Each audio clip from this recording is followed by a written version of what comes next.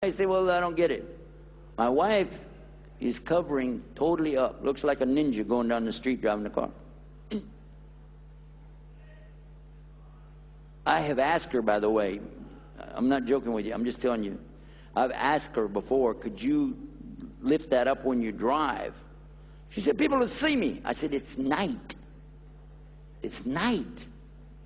She said, well, what if a truck or a car gets too close? I said, we're out on the freeway. How are they going to, if they get that close, they hit us.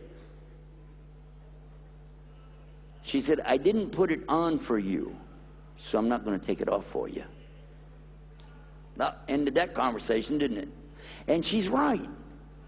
Women have rights, and it's her right to wear it if she wants to, isn't it? I'm talking about the face cover now, not hijab. I'm talking about the niqab. Which brings us to the next thing.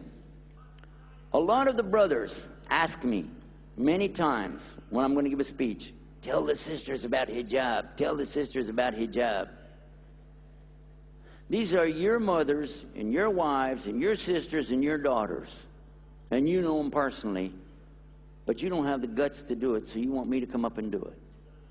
If that's what you want, I'll tell them, sisters, if you don't wear hijab, Allah, He's going to punish the men in your family, and I'm going to make dua that He will. Okay? There, you feel better now? I told them. And to be fair, we want equal rights. We're going to play equal rights today, folks. Okay, step right up. Here we go. Equal rights. I stepped all over the ladies on the hijab. Now it's time to step on the men about the lehya. Let's talk about the beard. Oh my God, he's not going to talk about the beard, is he? Yeah, I am. I really am. You make such a big deal about the ladies wearing that, which is hard. And by the way, that's something they have to go physically get, put together, keep up with, and add to their natural condition. But the hair on your face is a natural condition from Allah until you start scraping it off. Am I right or wrong? Right or wrong? So if you're going to give them a hard time about not putting something on, which takes effort, how about if we look at the subject of you scraping something off, which definitely takes effort every single day? And if you said, brother, it just doesn't look good. The Prophet ﷺ's beard was so large, listen to me, it was down low on him, low, big. He had a huge lehya, as did most of the Sahabi. But his lehya, you could see it from behind, and his hair hang down to his shoulders, like that. See? But today you don't recognize sunnah because you've been watching so much television and movies and magazines. You have come to look upon the European Roman image as being the way humans should be, an unnatural way. You have supplanted sunnah with ghair sunnah, the opposite. One brother told me after I give a hard talk, I'm pretty bad, I know. I don't want to hurt your feelings. That's not why I'm doing it. I'm just trying to shock you a little bit, wake you up. Because I know I'm going to be gone in a few days. You'll get over it. But one brother came to me afterwards one time and he said, Sheikh, will you make dua for me that I'll grow my beard? And I told him I can't. That's shirk. He said, no, I'm asking you to make dua that I'll grow my beard. I said, I can't. It's only Allah that does that. Allah is the one that grows that beard. But I will make dua that you'll stop cutting it off as He's trying to grow it for you. So I want to balance it. You want to get a balance, that's what we should do in Islam. It's not about equal rights, it's about a balance of rights. And when you have that, you're going to have something wonderful. But to understand this deen, you have to spend some time every day studying. There's not a day that goes by that I don't pore over the verses of the Quran in the Arabic and the English language to better understand what I'm talking about, what I'm presenting. And the same way all of us should be. After every Fajr, we should be reading this book, not just to get the ajr for the harf, but to understand the meaning, to know what it is Allah is telling you. And don't give meaning to it. When you see something you don't quite understand, go to the scholars and ask them. When you don't have the knowledge, go to the people that do. Is that right or wrong? So let's do that too, inshallah. Now we're going to wrap it up. Sex. See the way I do that? Everybody goes, what? I want to talk about that because Islam has something beautiful about that. Just as it was forbidden before, it's still forbidden today. It was forbidden at the time of Moses, Solomon, David, Jesus, peace be upon them all, and still today, Allah is giving rights and limitations. Sex is permitted, totally permitted, with your wife. With who? Only your wife.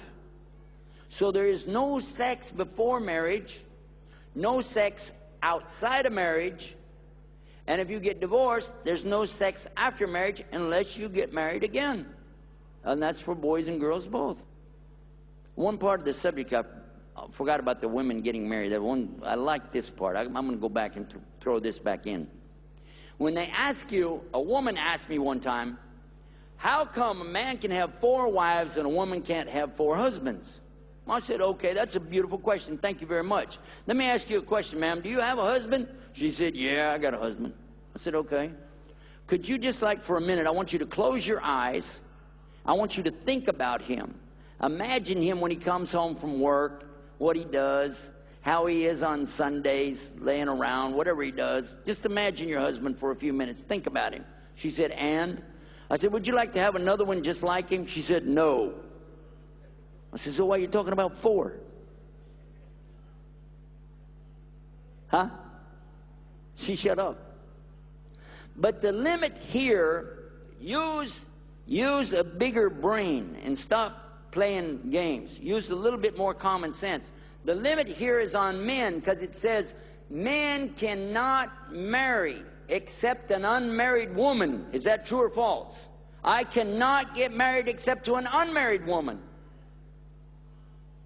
The limitation is not on the lady, it's on me. Because the lady is free to choose from all the men in the community whether they're married or not, as long as they don't have 4 wives. Is that right? Huh? Did you think about it? I'm going to say it again.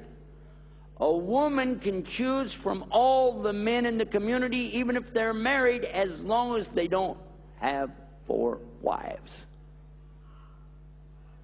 This is a big opportunity for the ladies, especially like today when we have so many women outnumbering the men. She can look and see, look how he treats this wife. He has to treat me like her. He has to. So there's no mystique behind this thing. It's clear, it's out in the open. I don't have to guess anything. This is the deal I'm going to get. Her father can see the same thing. He's a good man, he's honest, goes to the masjid every day, reads Quran, he's a good guy. He's got wealth over here, and I know he's going to take care of my daughter because he's taking care of this lady. So it makes it real easy to figure it out. So stop thinking in terms of Western mentality when we talk about things that Allah revealed. Because this is His deen, not yours, and it's not mine.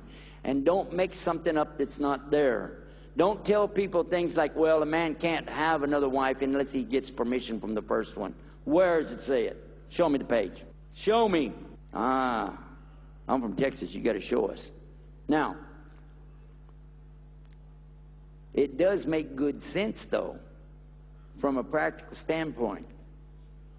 Having been married before, I will tell you, it makes real good sense that if you're going to do something like that, you better make mashura with the lady you have before you start talking about another lady. Because if she's not going for it, she could take off. She could just dump you. And women are allowed to get divorces in Islam.